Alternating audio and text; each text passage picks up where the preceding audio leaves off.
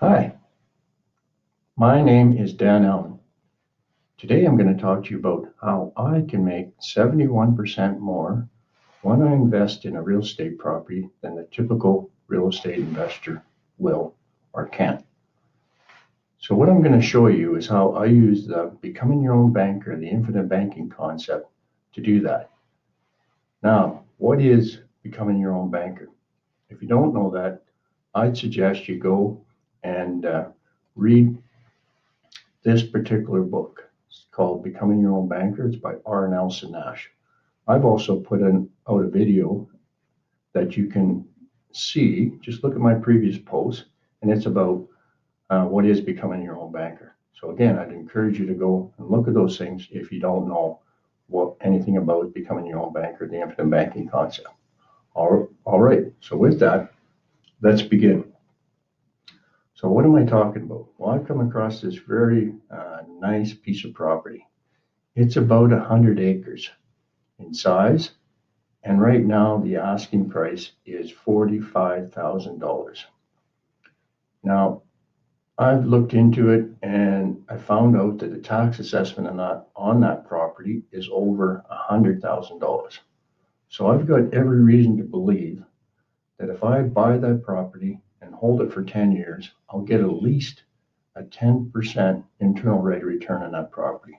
So that's what I'm going to do today. I'm going to compare buying it two ways. One way the typical real estate investor would buy it, and how I would do it using the infinite banking concept. So let's have a look at how that works. All right, so first things first, I'm going to talk about how a typical real estate investor would buy that property and hold it, and what kind of a return they would get. So that's what we're going to start with. So money out of pocket for that investor is going to be $45,000. That's what it's going to take to buy the property. Now I've run the math, and if you got a 10% internal rate of return, and I did correct it for taxes that you'd have to pay in that property and insurance, money out or money in your pocket at the end of 10 years would be $116,718. So that's a 10% internal rate of return. And that's a really nice profit of $71,718. Now, when you think about that, that's a really good investment. And trust me, I've done real estate investments before, and I've even done better than 10% internal rate of return. But this would be a really nice property to own, and a really good likelihood that you could achieve this kind of return over 10 years. So that's great. That's what we're gonna use to compare to how I would buy it using my banking system. So this is my private financing policy that I own. This is one of mine, actually. It's not anybody else's. It's one of mine that I've put out here, and it's again, some of it's actuals and some of it's projections that are provided by the life company. But we're going to talk about how I would buy this property using the infinite banking concept and my private financing policy. So right here, I'm going to take a policy loan against that cash value. So as you can see, I've got $186,570 built up in cash value in this policy. So I'm going to take a loan from the life company against that cash value. And one of the things I want you to understand when I do that, it's not my money, it's other people's money. So that loan actually comes from the life company. It doesn't stop the growth of my money. My money continues to grow. We'll look at that more as we go through this example, but that's what I'm going to do. So for me, money out is going to look like this.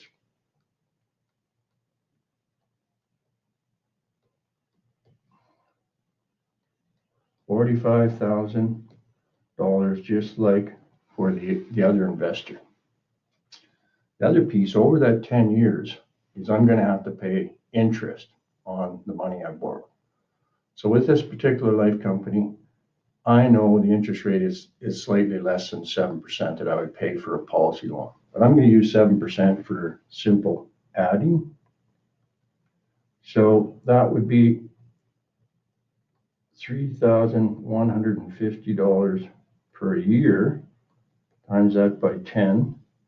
So over those 10 years, that's going to be $31,500.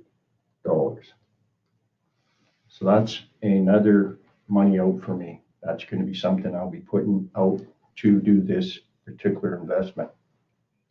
Next, it's this right here. So we start and we go for 10 years of putting premium, what I call is savings, because that's what it is. I'm saving my money in my banking system, and that's this particular policy. So I'm saving $19,584. So I'm going to show that as money in, and people will say, well, why would you put that much money in? Well, there's a multitude of reasons, but the one I'm going to talk about today is that if you look at how my cash value goes up each year, so we're going to look at the difference from here to here, and you'll see that that is $23,792 that my cash value went up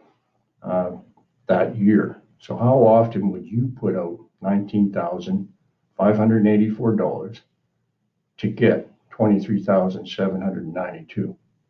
And if we want to even look down further, when we get down to the end of those 10 years, way down here, that's close to $30,000, just under 30K. So how often again would you put in $19,584 to get 30 back? And that's how this product works. And it's just a great way to build your financing. And again, as Nelson always said, you cannot get a better rate of return in anything without first controlling the banking function. And that's what I'm doing here. So those are just some of the things I wanted to show you. People would always say, why? Why are you doing it? Well, that's just a few examples of why I'm doing it. So over here, I'm going to show that $19,584 times 10. So that's $195,840. So when I look at that, that is all the money that I have put out. And how much is that? Well, if you can do the math, but I'm going to do it for you, $272,340. So that's how much money I have put out during that 10-year period of time. Now, let's look at my value or my money in. So money in for me is going to look like this. Similar to the other investor, I'm going to get the $116,718 when we sell that property. So that's one of the pieces that are going to come in for me. The other part is over here, we look at the difference between this number and this number. This is what I started with for cash value. This is what I ended up with for cash value. So the cash value increase is equal to $277,729. So when I add those two together, what do I get? I get $394,447. So I subtract take and subtract this number from that number, and what do I get? Well, I get 122,107. So effectively, when you compare this number to this number, I have made $50,389 more dollars than this investor over here. That's where I get the 71% incremental profit compared to another investor doing exactly the same thing. Isn't that great? That's just why I love this process. Why, when Nelson says you cannot get a better return investing into anything without first controlling the banking function, that's what he meant by this. This is exactly a good example of how that works. So this is just something I wanted to share with you because I love it and I just want other people to learn about it. And I can tell you what, if you want to learn more, I've got a great 6-page PDF that I'll send you that just gives you more information on the process and the product, but it just gives you some more insight as to how this works. And I'd love to share that with you. Just reach out to me and I'd be glad to share it. Thank you and have a great day.